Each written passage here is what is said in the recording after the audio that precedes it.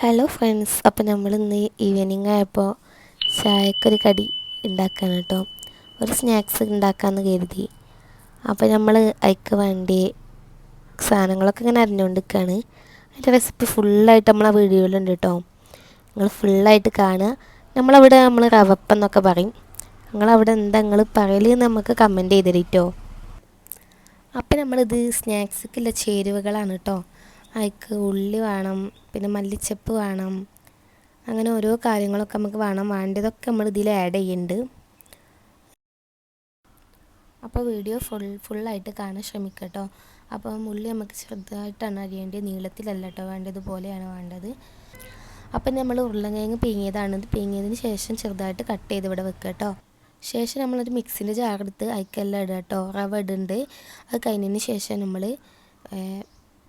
റവ ഇട്ട് കഴിഞ്ഞതിന് ശേഷം കടലമാവ് ഇടുകയാണ്. കടലമാവ് നമ്മൾ കപ്പൊന്നും എടുത്തിട്ടില്ല, ജസ്റ്റ് കവർ കൊണ്ട് ഇട്ടൊക്കെയാണ്. കപ്പൊക്കെ എടുത്ത അളവിലിട്ട ഒരു റെഡിയാണ്. പിന്നെ അതിന് ശേഷം നമ്മൾ കുനുകുന അരിഞ്ഞ് വെച്ച ഉരുളക്കിഴങ്ങ് എടുത്ത് കട്ട് ചെയ്തത് അതിക്കിടുക.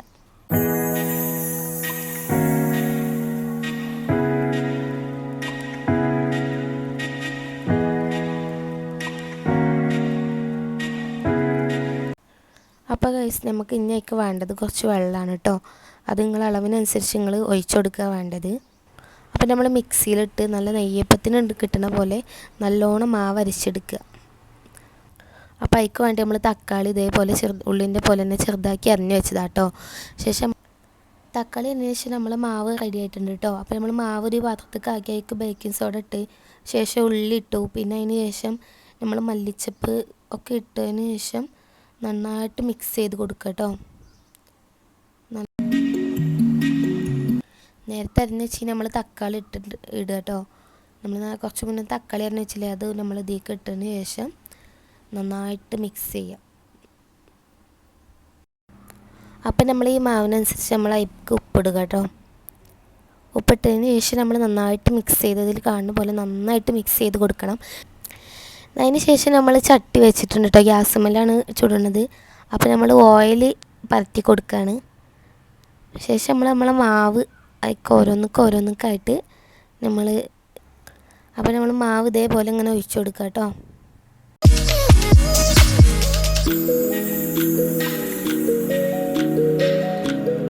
അപ്പം നമ്മളത് ഒരു ഭാഗം ആയി തുടങ്ങിയിട്ടുണ്ട് കേട്ടോ. ചെറിയ സിമ്മിലിട്ടിട്ട് വേണം നമ്മൾ ചെയ്യാൻ. അപ്പോൾ നമ്മളൊരു ഭാഗം മറിച്ചെടുത്തിട്ടുണ്ട്, നന്നായിട്ട് സോഫ്റ്റായിട്ട് വന്നിട്ടുണ്ട്. എല്ലാ ഭാഗവും ഇങ്ങനെ മറിച്ചിട്ട് കൊടുക്കാനായിട്ടുണ്ട് കേട്ടോ. അപ്പം മക്കളെ, നമ്മൾ റവപ്പ റെഡി ആയിട്ടുണ്ട് കേട്ടോ. അടിപൊളിയായിട്ടുണ്ട്.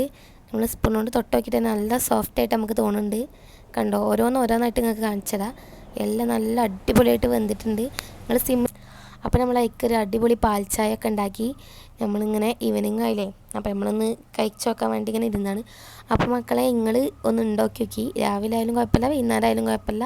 അടിപൊളി സ്നാക്സാണ്, അടിപൊളിയാണ്, ഉഷാറാണ്.